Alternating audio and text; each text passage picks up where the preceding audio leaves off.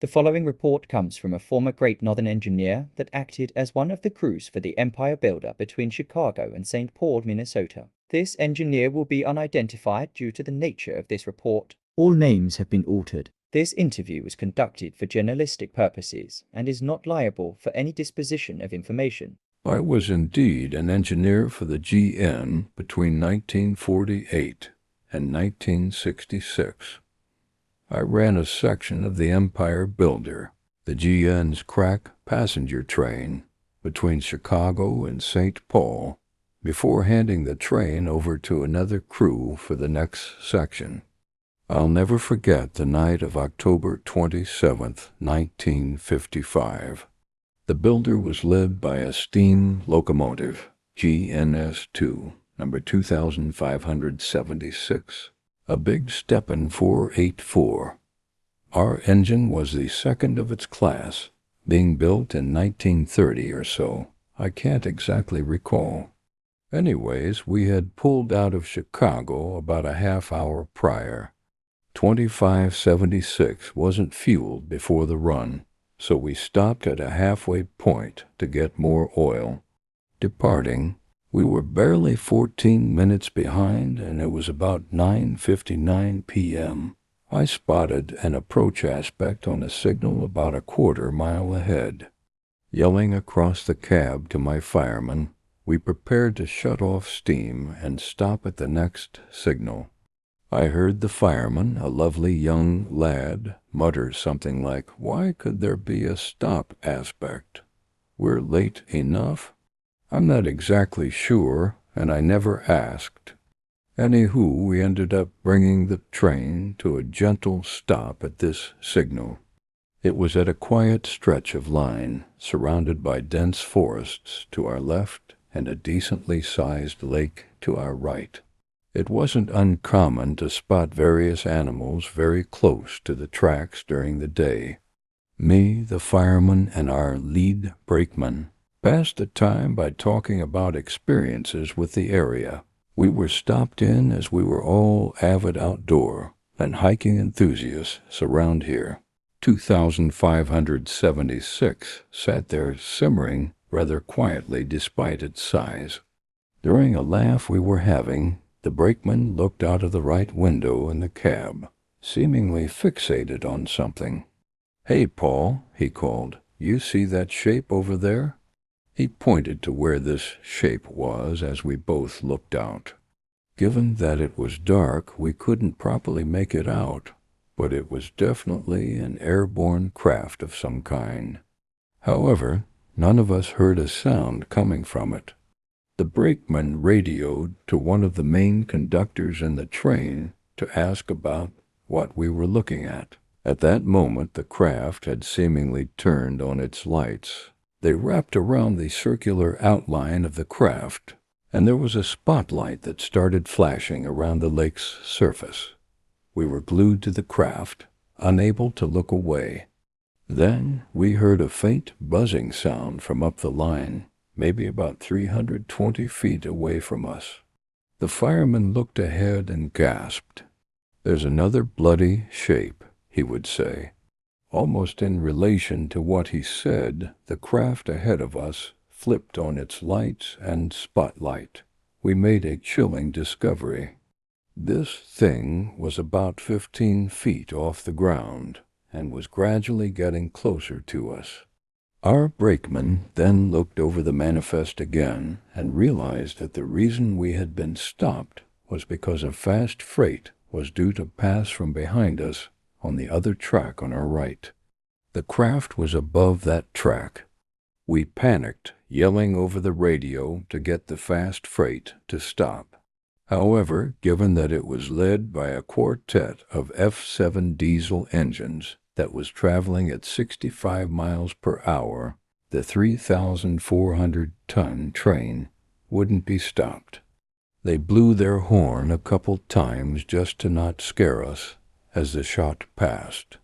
Seeing the craft's spotlight and realizing that a collision was imminent, they dumped the air, slamming on the emergency brakes. We heard the brake shoes and wheels screaming as the train tried stopping. We then heard the collision and saw car after car topple off the rails and jackknifed all over the place. We called back to the conductor as we started reversing to avoid the debris. However, a loaded boxcar that derailed ended up hitting the front of our engine, throwing the engine off the rails. Rather fortunately, the rest of our train had been untouched. Shutting off steam and trying to brake, we quickly got off our engine. Not even a second after getting halfway across the first coach, our engine and its tender tipped over after being hit by more derailing cars. Something must have briefly grabbed the whistle cord, because the 2576's bright and loud whistle sounded for about 3 seconds before stopping. It's almost as if that was the engine's scream for help as it tipped over, leaning almost on its side against that embankment. Meeting up with the rest of the crew, the fireman, lead brakeman, and myself decided to wait for the derailments to stop and run towards where the diesels would be. We had to make sure they were all right, too. A few minutes later, after the initial roar of the crash, we ran up and pulled the 2 crew members out of the battered cab of the lead diesel. They were both people the 3 of us were well acquainted with, Engineer Ted Walker and Conductor Everett Green.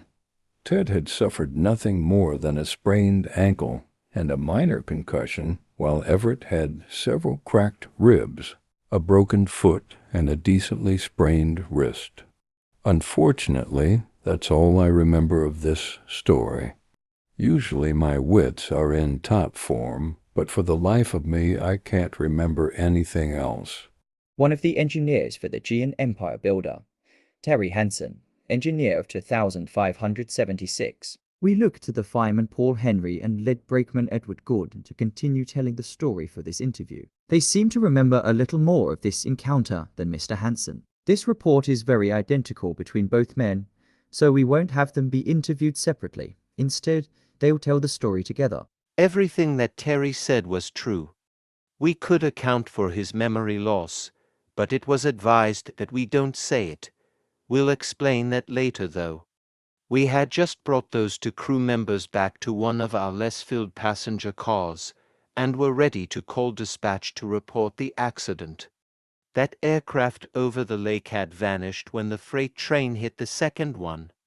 We were informed that a group of men would be coming to our location. Dispatch never specified if they were railroad employees or whatever, just that they had a high priority.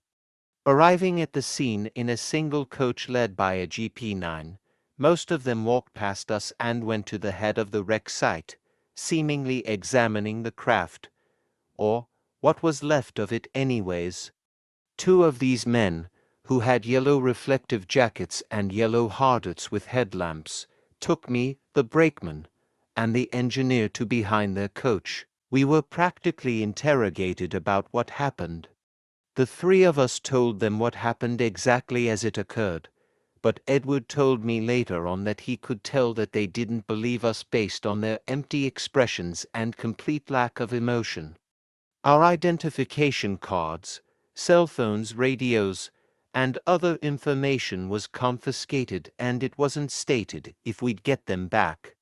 I then realized that these men, as well as their coach, had several empty boxcars. It then became clear that the rest of the men were loading them with the remnants of the aircraft. Terry asked about it, but his question was ignored entirely. The 3 of us exchanged concerned and worried looks and were then directed to our passenger car, where those 2 men of the freight train were. We were informed that they had been put to sleep, as the duo put it. All our passengers were seemingly frozen in place, almost like those stone statues in cities. Edward tried nudging one, but he was quickly stopped by one of the 2 men. I doubt he would have gotten far anyways. Nothing would make them move. The 3 of us were put in their passenger car and transported back to the next major town behind us. We were brought to a motel and ordered to sleep. We were given our stuff back, and Terry tried calling his wife to tell her what had happened and tell her that he was all right. However, before the call could be picked up, his phone, as well as ours for that matter, was taken back by the two men who claimed that you must not relay the knowledge of what happened tonight. It would not bid well for your safety and freedom. Say no more to anyone and you'll keep your lives the way they are. That threat, despite not being direct, was terrifying nonetheless. Terry was detained by the two and led to the back of the quiet motel. When he was brought back about 15 minutes later, we asked him what happened. Terry was seemingly traumatized and didn't say anything anymore. Me and Edward were alarmed and worried for our colleague. He was usually a very sociable, outgoing person who never hesitated to speak. Alas, he seemed to be utterly broken over the events. Maybe he was overwhelmed and couldn't string together the words to reply. We never asked as we went to sleep, although we didn't sleep well. Being woken up very early in the morning, we were dragged to an office by those two stupid men. They had us sit down and sign some documents stating that we were to never speak of these events for as long as we live. To enforce what we were signing, there were two heavily armed men on either side of the door. They had a massive rifle, a pistol, and what looked like a decent kitchen knife each. They were like what a soldier wore, only the outfit was a deep blue, their helmets were a dark gray, and they had lighter gray gloves. We were then directed to a local train that was going back to the Chicago suburbs where we lived. We were then put on a bus and brought to each of our houses. Before letting us off, we were reminded to never speak of the events of that night as well as the morning. The same indirect threat of what was essentially murder was also used. Edward was the first to go, then Terry, then myself. Upon getting inside my home at roughly 7:30, my fiancée asked me where I had been as I was back home far later than normal. I told her that there were problems with our engine and we were held up as repairs were slow going. She seemed to believe it, recognizing that I was clearly tired and just wanted actual sleep and a hot meal as I had been surviving off light snacks and water bottles for the past 12 hours. After eating, I went up to our room as she went to work. I knew I couldn't tell her what actually happened. Not only would I be screwed, but I'd risk the life of the woman I loved and maybe even other people in our lives. I know that Terry and Edward felt the same as they later shared. All three of us were allowed to talk about those events, but only between us and never in public, regardless of how many people were around. I tell you, I'll never forget the haunting cry of our engine's whistle as it tipped over. Having been scrapped later on, I will always remember its devastated cry. It seemingly knew that we couldn't help it. We never knew what happened to it, the cars, passengers, or the units on the freight train. We heard that those crew members were able to make full recoveries and continue working for the Great Northern until their retirements. We like to think that they're doing good now and are happily living their lives in peace. Fireman Paul Henry and lead brakeman Edward Gordon's report of their side of the story. Further insights into the post-accident encounters. Thank you for that insight. Now, tell me, what exactly happened to the parts of that craft that was stored in those boxcars? We don't know. We were never told. We assumed that info was also classified. You say classified. Does that mean the government is keeping the information of that night a secret? Almost definitely, yes. There's no way they'd let that get out and scare the populace. I see. And are you allowed to talk about the night in dedicated interviews like this one? No, we aren't. And since this interview is live to hundreds of thousands of people, as you said, well, It appears that our connection is cutting out as well as our power. We'll be back in a Wait, oh man Gerald, who's pounding on the door now? Is it that one crazed man?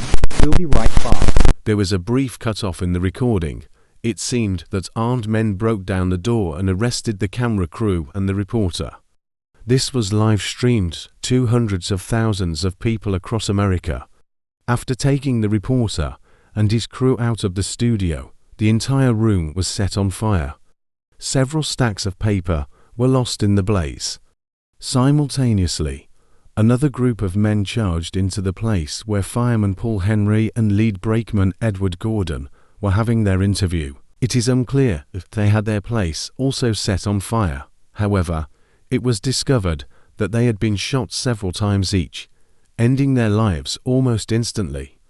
Terry Hansen, the engineer, continued to live his life in relative peace.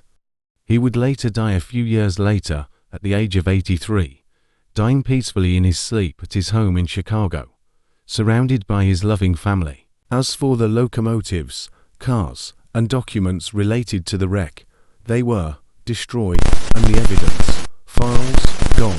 The Great Northern seem acknowledge that night as look wreck as truly happened. Why? The Missing Files of the Great Northern, a Halloween Railroad story written by a rail enthusiast for rail enthusiasts. A piece of historically accurate fiction. None of the events are real, nor are any people and names. Any connection to existing people, names, and so forth are purely coincidental and by no means related to those real people.